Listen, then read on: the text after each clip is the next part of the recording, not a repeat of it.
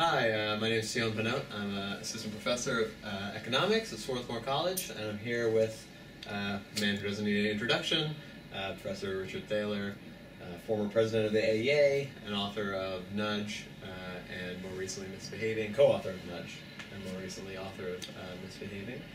Thanks for joining us, Dick. Good morning. Good to be here here at Ideas 42. I hope we have 42 of good ideas. Or at least one or two, yeah. So I wanted to jump in and start by talking a little bit about what behavioral economics is and what it's not, because there's a lot of misconceptions out there. I run across them all the time. I'm sure you do much more. So just to kind of start with, you know, there's a lot of overlap between a lot of behavioral economics and marketing and psychology. You know, what is your take on the public perception of behavioral economics? So, yeah, I think the public perception of behavioral economics is that any interesting economics or social science is behavioral economics. Now, this gets all kinds of stuff wrong. First of all, it makes the mistake of thinking that freakonomics is behavioral economics because it's interesting economics. And I asked Steve Dubner about this once on a Twitter exchange. I asked him, how can anyone think that freakonomics is behavioral economics? And he said, it's because people are dumb. And which I guess is behavioral economics. But that book is kind of the opposite of behavioral economics.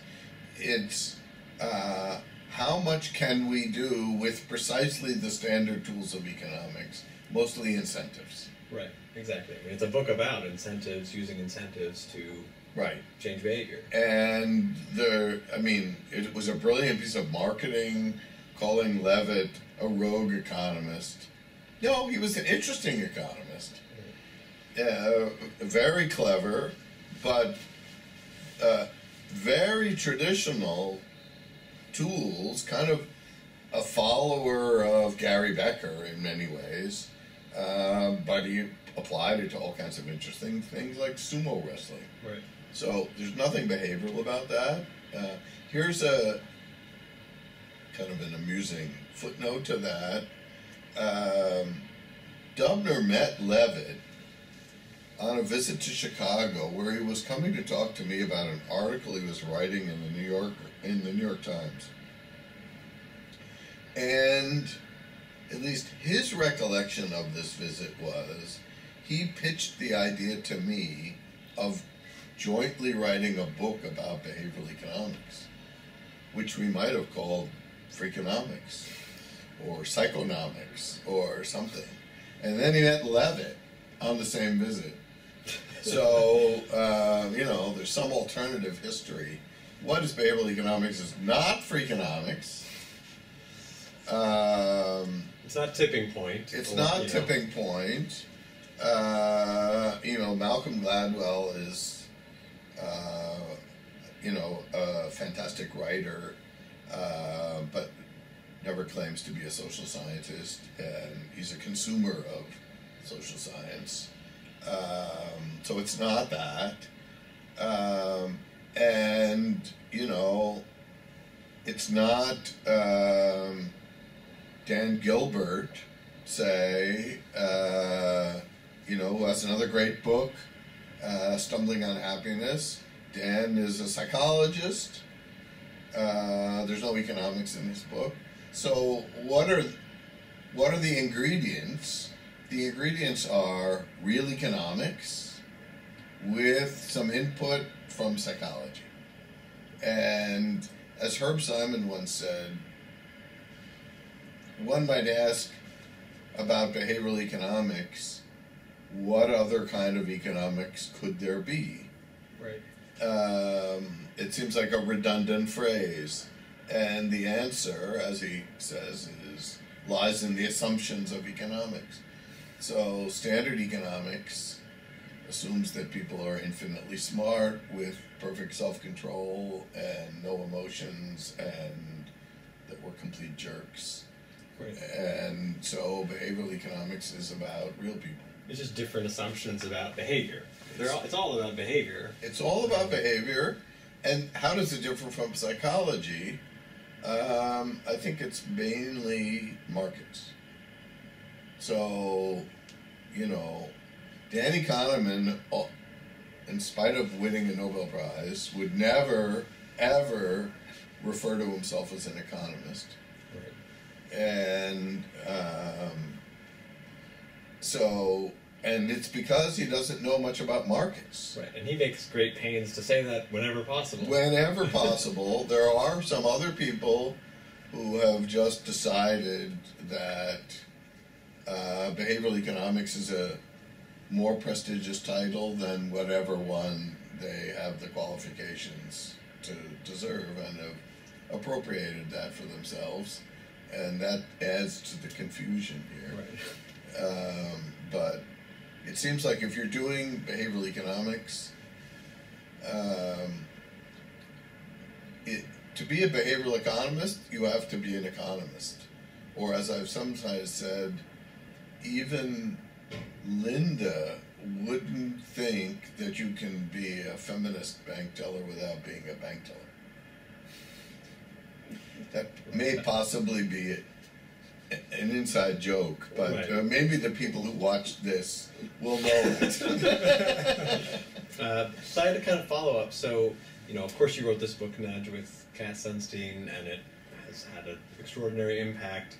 At the same time, nudges aren't behavioral economics. I mean, nudges are behavioral economics, but that's not the whole body of it. And so many times, nudges have almost become a bigger thing than even the field that spawned the ideas that led to them.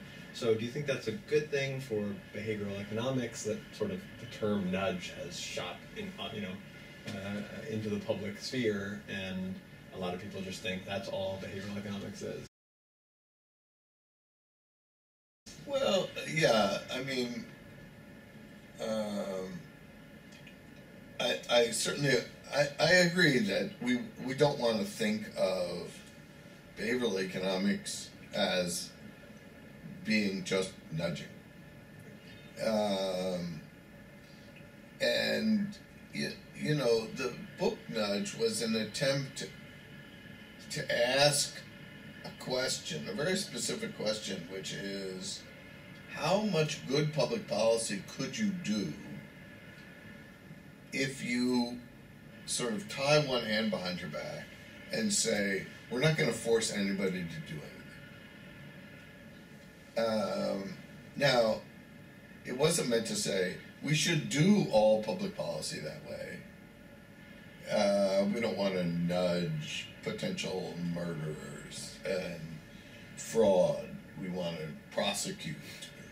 We might want to also nudge, but we certainly want to prosecute.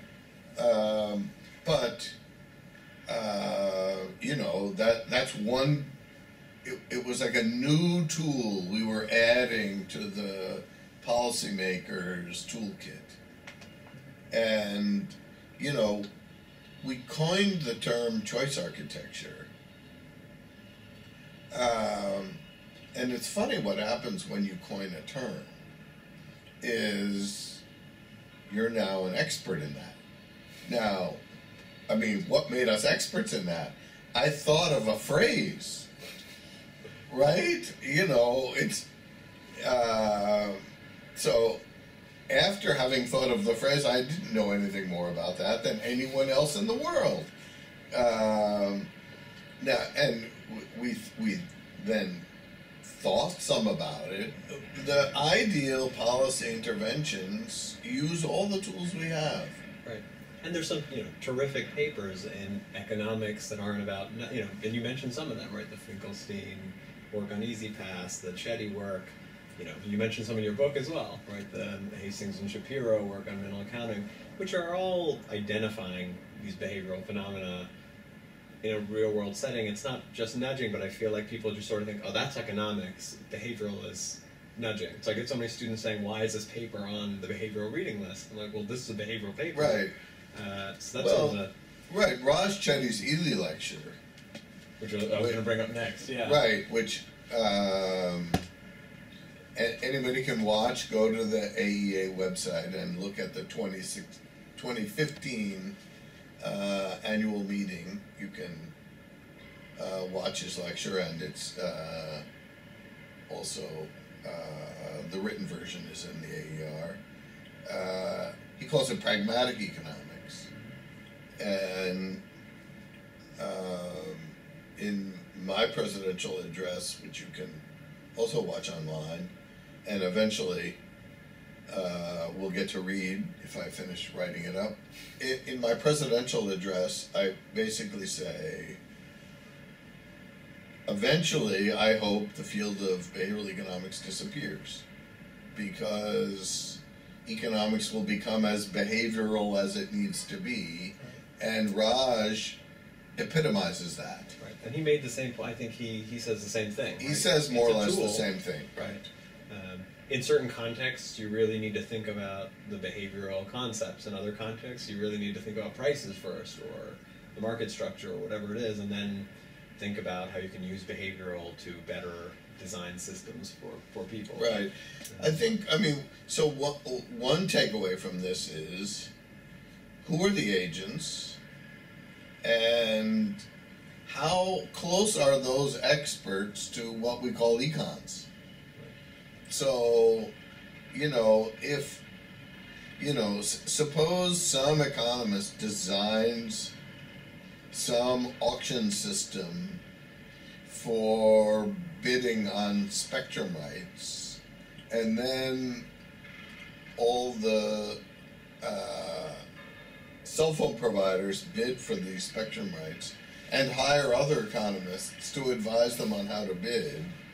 Well, that market's going to look pretty much the way economic theory says it should.